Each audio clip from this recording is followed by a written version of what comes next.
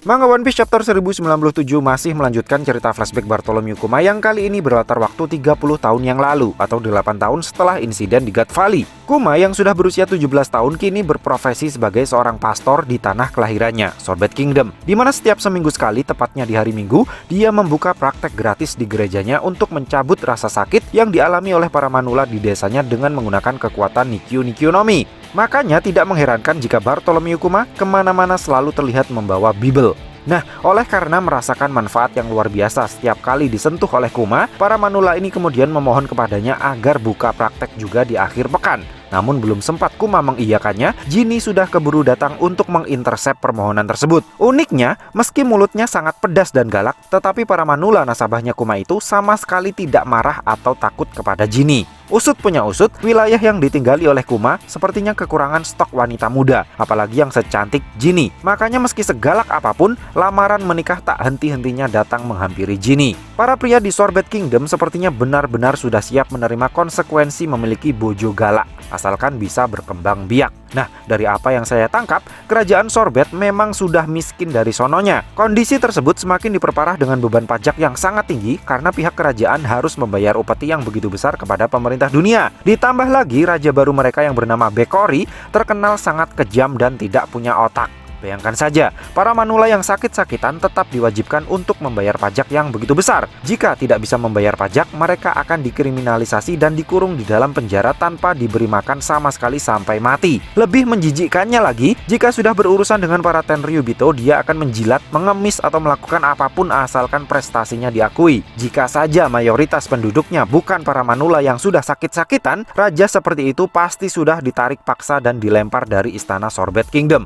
Dugaan saya, kezoliman Raja Bekori inilah yang dipakai oleh pemerintah dunia untuk memframing Kuma di masa depan. Sehingga Kuma yang sangat baik hati itu di masa depan dikenal luas sebagai mantan Raja Sorbet Kingdom yang lalim, Bartholomew Kuma, The Tyrann.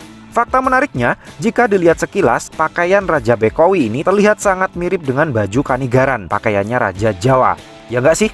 Nah, alasan kenapa Jinny begitu marah di awal tadi ternyata karena setiap kali Kuma mengeluarkan rasa sakit dari tubuh seseorang, dia harus memasukkannya ke dalam tubuhnya sendiri agar rasa sakit yang sudah dia ekstrak tersebut tidak kembali ke tubuh asli pemiliknya lagi. Dan setiap kali Kuma memakan semua rasa sakit itu sendirian, Kuma akan jatuh tepar dan harus dirawat beberapa waktu oleh Jinny.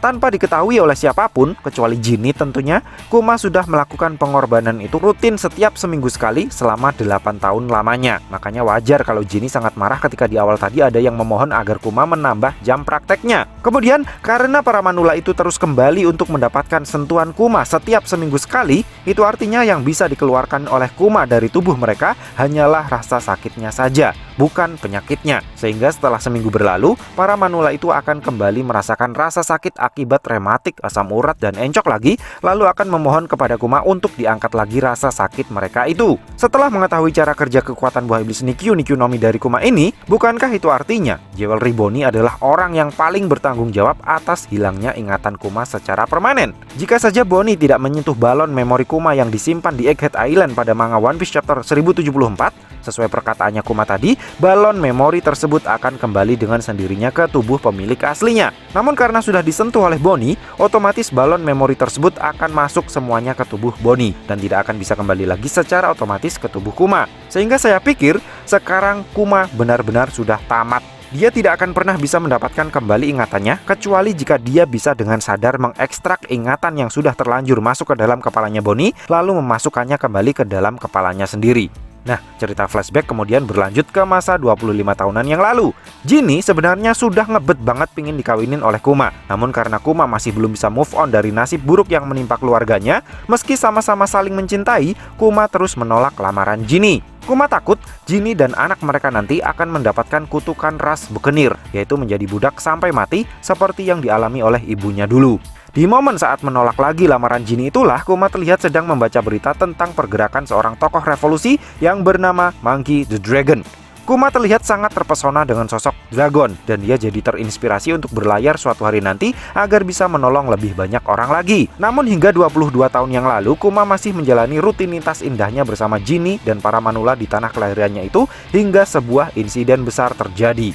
Sang Raja Lalim membelah kerajaan Sorbet menjadi dua. Wilayah utara yang mayoritas penduduknya dianggap masih produktif karena masih bisa membayar pajak dalam jumlah yang besar didaftarkan sebagai wilayah resmi kerajaan Sorbet yang baru. Sementara wilayah selatan yang mayoritas penduduknya sudah berusia lanjut sehingga hanya bisa membayar pajak dalam jumlah yang sangat kecil dibiarkan bebas tanpa hukum karena dianggap tidak berkontribusi terhadap negara sekaligus menjadi beban bagi APBN. Dengan luas wilayah yang berkurang, maka upeti yang harus dibayarkan kepada pemerintah dunia oleh kerajaan Sorbet pun ikut terdiskon. Di waktu yang sama, orang-orang yang dianggap masih produktif yang tinggal di wilayah selatan, yaitu wilayah yang ditinggali oleh Kuma dan Genie, bebas untuk ditangkap dan dijual sebagai budak yang sekaligus juga bisa mendatangkan devisa baru bagi negara. Melihat warganya ditangkapi oleh prajurit kerajaan untuk dijual sebagai budak, Kuma jelas tidak terima. Namun gara-gara melakukan perlawanan, Kuma akhirnya ditangkap dan dijebloskan ke dalam penjara. Dan gara-gara menuntut Kuma dibebaskan, Genie, Gyogyo, dan beberapa temannya yang lain yang muka-mukanya benar-benar mirip seperti anak buahnya Jewelry Bonnie ini, akhirnya juga ikut dijebloskan ke dalam penjara bersama Kuma. Beruntung, Kuma dan Genie tidak sampai berakhir menjadi budak lagi karena sebelum hal buruk semacam itu kembali terulang, sebuah keajaiban terjadi. Freedom Fighter yang dipimpin oleh Monkey the Dragon datang menyerang Sorbet Kingdom dan berhasil menyeret sang Raja Lalim dari singgasananya. Siapa sangka Emporio Ivankov, teman kabur mereka dari God Valley dulu, ternyata kini menjadi bagian dari pasukan pejuang tersebut. Kuma dan Genie akhirnya dibebaskan dan setelahnya memilih untuk bergabung dengan Monkey the Dragon dan Ivankov. Dengan bergabungnya Kuma dan Genie, pengaruh Freedom Fighter menjadi semakin besar. Lalu setelah insiden yang menimpa Ohara, Freedom Fighter berevolusi menjadi pasukan revolusi dan semakin meneror kedikdayaan pemerintah dunia. Dalam kilas baliknya Kuma ini akhirnya dikonfirmasi kalau Monkey the Dragon dulunya memanglah seorang marinir. Namun dia memilih untuk resign karena tidak menemukan ada keadilan yang diperjuangkan oleh Angkatan Laut. Dengan bekal pengalamannya di Angkatan Laut inilah, Dragon kemudian melatih para pejuang bagaimana menggunakan senjata dan mulai berjuang di bawah panji Freedom Fighter. Karena melihat ketulusan dan keikhlasan Dragon dalam memperjuangkan keadilan bagi seluruh rakyat dunia, Kuma dengan tulus hati bersumpah akan selalu mengikuti perjuangannya Dragon. 8 tahun telah berlalu, atau tepatnya 14 tahun yang lalu, Bartholomew Kuma menyempatkan diri pulang ke kampung halamannya di Sorbet Kingdom. Di waktu yang sama, Genie yang sudah menjadi kapten dari pasukan revolusi wilayah timur terlihat sumringah karena sebentar lagi mereka akan bertemu dengan divisinya Kuma. Namun kebahagiaannya itu seketika pudar karena kedatangan sesosok misterius yang besar kemungkinannya adalah musuh. Buktinya di panel setelahnya, Monkey the Dragon yang sudah bermarkas di Baltigo mendapatkan informasi kalau Kapten Genie telah ditangkap. Siapakah yang telah menangkap Genie? Jika dipikir-pikir lagi, musuh utama pasukan revolusi yang ada orang-orang kuat di dalamnya adalah Angkatan Laut. Sehingga besar kemungkinannya kalau Genie tertangkap oleh Angkatan Laut. Dan karena yang menangkapnya adalah Angkatan Laut, ini bisa saja menjadi pintu gerbang yang akan mempertemukan Bartholomew Kuma dengan Dr. Vegapunk. Namun yang menarik adalah, sampai 14 tahunan yang lalu, Kuma dan Genie masih belum dikonfirmasi jadian. Belum ada Jewelry Bonnie sebagai bukti atas keberhasilan hubungan mereka. Jika memang benar Bonnie adalah anak hasil hubungannya Bartholomew Kuma dengan Genie, maka usia aslinya saat ini tentu masih kurang dari 14 tahun. Pantas saja Vegapunk masih menganggap Bonnie sebagai anak kecil. Mungkin wujud asli Bonnie sebenarnya memang masih anak-anak. Hanya saja karena dia memakan buah iblis Toshi-Toshinomi yang sudah dikonfirmasi di kolom SBS volume 107, Bonnie jadi bisa menyembunyikan penampilan aslinya dengan berubah ke wujud yang lebih dewasa. Namun jika sampai 14 tahunan yang lalu Jewelry Bonnie beneran masih belum lahir, bahkan Kuma dan Genie masih belum bercocok tanam, maka semakin kuat dugaan kalau Bonnie memang bukan anak kandungnya Kuma, melainkan hanya kloningannya Genie. Dengan kata lain, insiden ini akan berakhir buruk. Genie tewas dan Kuma terpaksa menjadi objek penelitiannya Vegapunk dengan syarat Vegapunk mau menghidupkan lagi Genie melalui proses cloning. Tapi yang menarik adalah, sampai 12 tahunan yang lalu, Kuma terlihat masih berseragam pasukan revolusi. Dia terlihat ikut datang bersama dengan Ivankov dan Monkey the Dragon ketika pasukan revolusi singgah di Goa Kingdom dan menyelamatkan para penduduk Great Terminal dari kebakaran sampah. Setelahnya, Kuma juga terlihat masih punya cukup waktu untuk melatih Sabo hingga tumbuh menjadi seorang revolusioner yang hebat. Jadi, menurut saya masih ada kemungkinan kalau insiden tertangkapnya Genie ini akan berakhir bahagia. Kuma akan berhasil menyelamatkan Genie dan keduanya akhirnya memutuskan untuk menikah dan punya anak. Baru setelah Bonnie lahir, kejadian yang lebih buruk akan benar-benar menimpa Kuma dan keluarganya. Lalu demi keselamatan Bonnie, Kuma akhirnya keluar dari pasukan revolusi, bergabung ke dalam Shichibukai dan menjadi objek penelitiannya Vegapunk. Nah, sebelum menutup review kali ini, saya ingin menyoroti tentang tato di wajahnya Monkey the Dragon. Dari awal kemunculannya di koran yang dibaca oleh Kuma, Dragon belum memiliki tato di wajahnya. Bahkan sampai masa 22 tahun yang lalu, Dragon juga diperlihatkan masih belum memiliki tato di wajahnya. Baru di akhir chapter yang bersetting waktu 14 tahunan sebelum masa sekarang, Dragon diperlihatkan sudah memiliki tato di wajahnya.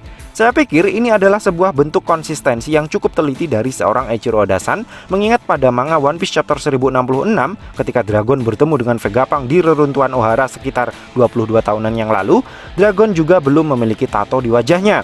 Sehingga besar kemungkinannya tato di wajah Dragon baru dibuat setelah pasukan revolusi resmi dibentuk. Dan ada makna serius di balik tato tersebut yang berhubungan dengan terbentuknya pasukan revolusi. Secara keseluruhan, chapter kali ini saya rasa cukup padat dan berbobot. Meski tidak ada adegan pertarungan, tetapi dari segi alur cerita terasa cukup mencerahkan. Saya kasih rating 7 dari 5 untuk chapter kali ini. So, piye menurutmu cah? Terima kasih sudah mampir ke channel kami. Jangan lupa like, share, dan subscribe jika menurut kalian video-video kami cukup menarik untuk ditonton. Sampai ketemu lagi dalam video kami yang berikutnya, and matur nuwun.